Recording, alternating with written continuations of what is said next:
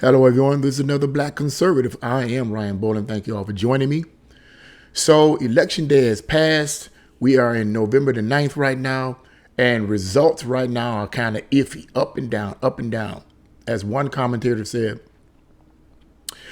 we did not have the projected red wave that so many conservatives were hoping for. I know here in the state of Ohio, J.D. Vance was going up against J.D. Vance, a Republican, was going up against Tim Ryan, a Democrat, and he won. Thank God, But I think the situation with Warnock and Herschel Walker is still up in the air at this point.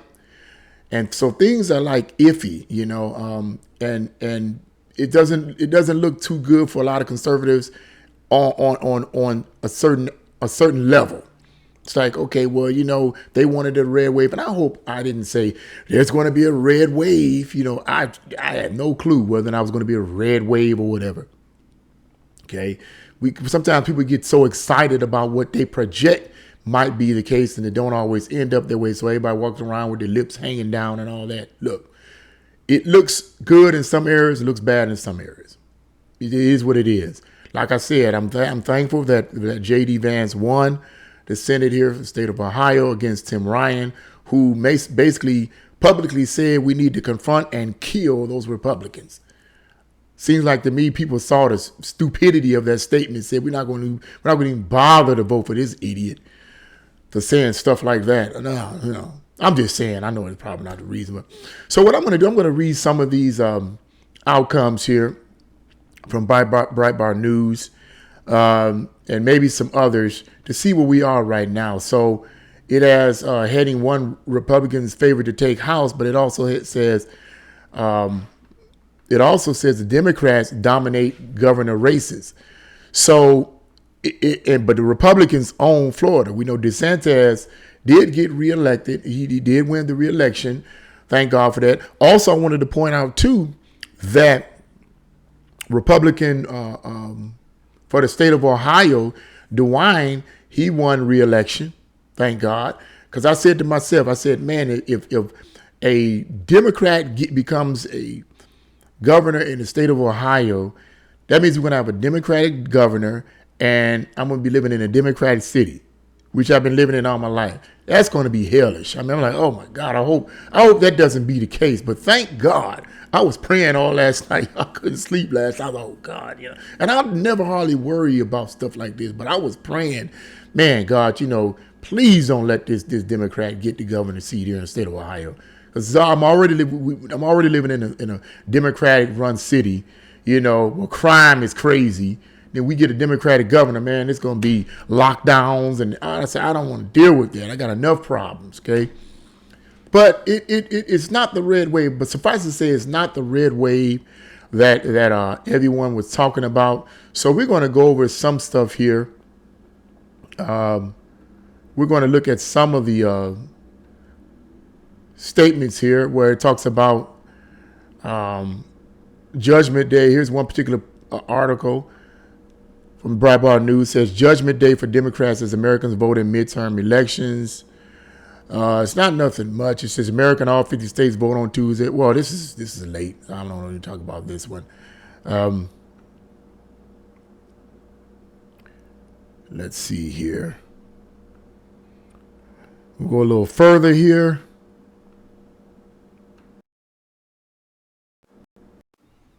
Let's look at the stats for Ron DeSantis here. To check this out. Florida Governor Ron DeSantis defeated Democrat challenger Charlie Crist by over 1.5 million votes. 1.5 million votes, representing a drastic shift from his victory in 2018 when he won the governorship by 32,463 votes, or less than half a percentage point. The race was called Tuesday evening for DeSantis, who soundly defeated his challenger. That's saying something big time right there. I mean, that's a serious shift right there. I mean, like, wow, good for Ron DeSantis. I'm happy about that. On the other hand, here's a Democrat Tony Evers wins Wisconsin's governor race. And this is, whenever I hear any of these Democrats of today winning, I get nervous. It says Democrat Governor Tony Evers has defeated Republican challenger Tim Michels in Wisconsin's tight gubernatorial race. It was neck and neck. It was a neck and neck contest, particularly in the final days, when with Real Clear Politics (RCP) showing Michels leading Evers by a narrow 0.2% as of Friday, and Michels leading by 0.6% as of Tuesday, prior to the results coming in. So with that situation there, that didn't sound that don't sound good. And it could be that perhaps the campaign strategy of the person that was running for Republican, running in the Republican field, campaign strategy sucked. Okay, I mean, look, if you don't deal with the real issues that Americans are dealing with, it won't matter if you're Democrat or Republican. It will not even matter. Here's another one. Republican Tom King defeats incumbent Democrat Tom Malinsky. I cannot pronounce these people's names for nothing. In New Jersey House race. So, yeah. And here's another. Georgia Secretary of State Herschel Walker and Raphael Warnock to advance to Senate runoff battle. So things are still kind of iffy with them. And let's take a quick look at this, okay? Let's just take a quick look at this one. This is the big issue right here. Neither Republican Herschel Walker nor incumbent Senate Raphael Warnock was winning the U.S. Senate race in Georgia with a majority as of early Wednesday morning. And the two candidates are now headed for a runoff election on December 6th, according to the Secretary of State's office. And what I'm hearing, this is supposed to be the big time breaker. It's supposed to be the one to breaker to make the Senate. It's always that, right? It's always somebody dragging their feet. Can't help but wonder this stuff is set up, man. Bunch of nonsense. Warnock was beating Walker by a razor-thin margin, which I don't understand why. I don't understand why. Maybe Walker's campaign strategy wasn't all that great. I know the last debate he had with Warnock was a better debate. In my opinion, he won, but none of that matters. It says Warnock was beating Walker by a razor-thin margin of less than 1%, with 97% of precincts reporting, according to the state's unofficial results. Libertarian candidate Chase Oliver had 2% of the vote, enough to dent Walker's and Warnock's chances of crossing the 50% threshold required by state law to win the election outright. So, I mean, it's iffy with them. We're still waiting for them guys to do what they need to do. Here's another one. Republican Adam Laxalt predicts victory in Nevada U.S. Senate race. That's late. It's late. Okay, that's still from the 8th of this month. But all those other ones were dated for this particular date, November the 9th. Here's another one. Los Angeles mayor race, too close to call, could take 2 weeks. Thank God I ain't in Los Angeles. You know what I mean? I'm like, really? Here's one. Democrat Chris Pappas wins re-election over GOP's Caroline Leavitt in New Hampshire's first district race. So this is up. It's kind of uneven. There is no red wave. There's no red wave. That's basically the bottom line here. There's no red wave. And you have to wonder, the way I look at it is like, why isn't there any red wave? What is the issues here? Are these Democrats winning because they have a better campaign strategy? Are they dealing with the real issues of the states and the cities? Are they dealing with what the people are actually dealing with themselves on a ground level? Is that what the issue is? Is these GOP candidates that's campaigning, are they dealing with the real issues, or is their campaign strategy stinky? You know, what's really going on here? Now, I was reading a source earlier today, and I forget exactly what the source was. I should have copied the source down, but I just had it and saw it in passing that this is concerning what the commentator said. He said that the main issue that most people in America are dealing with today is inflation, not abortion. What the Democrats are constantly focusing on was abortion and January 6th. Abortion and January 6th. Is that really the issue? Is people on the ground, is most Americans talking about January 6th? Only the ones been brainwashed talking about that. Is most Americans talking about abortion, the right to have an abortion? No. Most Americans are talking about inflation. And I agree with him on that. And I think I made a statement some time ago on that very issue. Now, what I wanted to bring out is this is going to sound somewhat cynical, but I got to give what I believe the deal is with this economy and inflation. Okay. Now, I have been studying up on this from people like Paul McGuire and others who have in-depth knowledge of the banking families in the Federal Reserve. And they've been studying tons of information on the Federal Reserve and the banking families and so forth. And he said something, Dr. Paul McGuire said something extremely powerful in his book, A Prophecy of the Future of America, 2016-2017. But not only Dr. Paul McGuire made a statement in reference to the Federal Reserve and the economy, but other books that I read about communism and the communist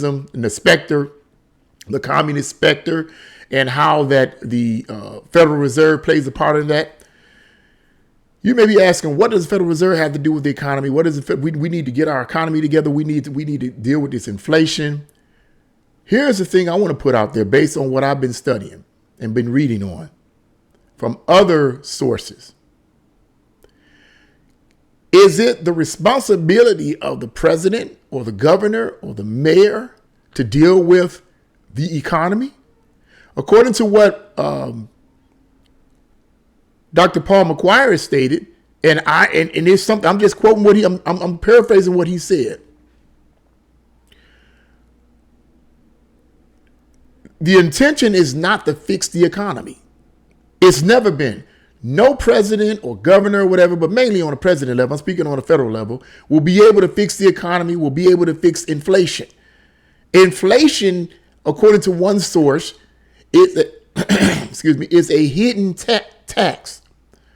In addition to the regular taxes that we pay on non-edible products, in addition to those taxes that we pay, the cost of those particular products goes up. So our dollar has less value. So that means the Federal Reserve have to print more dollars to pay for this product that you're going to get. Whereas 20 to 30 years ago, it was less expensive. So the dollar, you didn't have to have as many dollars to pay for it. Every time you look up, every year, every 2 years, every 3 years, inflation goes up. It's a hidden tax. In addition to the taxes that we regularly get taxed for, inflation is a hidden tax. The question is, what's causing this? And according to Paul McGuire, and according to other sources, what's causing this inflation is the Federal Reserve. You say, wait a minute, Federal Reserve? It's got to be the president. No, not really. Not really. No president is going to be able to stop the inflation. Because according to these sources, and I believe this, when the Federal Reserve was signed into law in 1913, that's sometime shortly after that, what happened? The Great Depression, right? And then all of a sudden, as the years went by, the cost of living started going up and the value of the dollar began to decrease. What happened when the Federal Reserve was initiated into law, what America basically did was take the power of printing their money and put it into the hands of a independently controlled, independently owned group of banks, i.e. the Federal Reserve.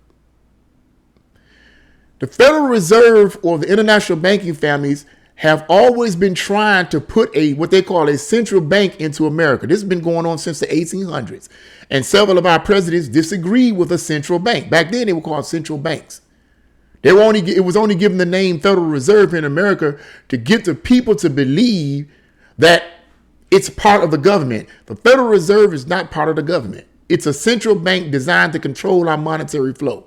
So according to some sources, the Federal Reserve controls inflation, recession, deflation, whatever inflation. According to these sources, the Federal Reserve controls all of that.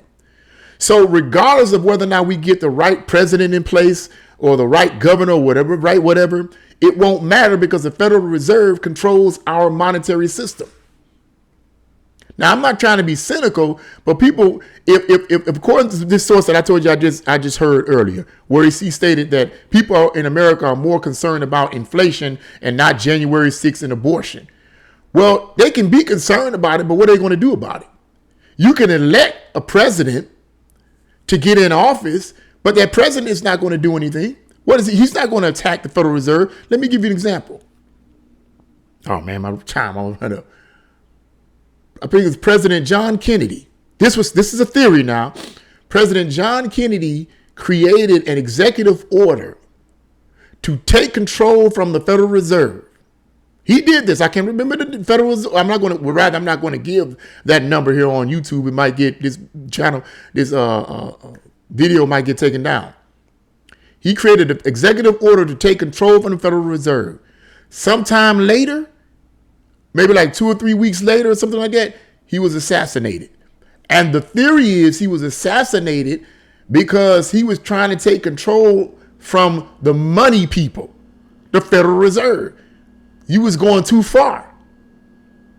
And according to these critics, they stated that he was assassinated because of that. So ever since then, no president that got in office after John F. Kennedy was assassinated tried to create any type of executive order to try to take power from the Federal Reserve.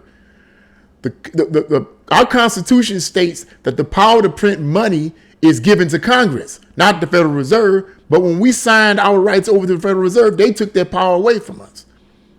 Now they control, according to these critics, they control the economy. And inflation is nothing more than a hidden tax that theoretically the Federal Reserve controls. So regardless of who you put in office, they're not going to change it because they don't want to get assassinated as well. I'm just saying, this is a theory, but it's a theory that's very viable the way I see it. So that's what I wanted to bring out in this video. I wanted to bring that out in addition to some of the stats that I've just read to you guys. Because if the issue is all about the economy and the issue is all about inflation, that's always been the issue. It's always been the economy and inflation. We need to deal with this inflation and we need to deal with the economy. So a lot of these presidents will come up there and make promises like, I'm going to lower your taxes. I'm going to give you tax breaks, as if that's going to solve the problem. The problem isn't getting lower taxes and nothing like that. The problem is inflation. The problem is the value of that fake dollar bill, which is not real money. It's fake. That piece of paper that you and I have faith in has no real intrinsic value. It only has value based on what the government gives it and what the collective faith of all the people in this country and all over the world, actually. If people stop believing in the paper dollar, it will have no more power.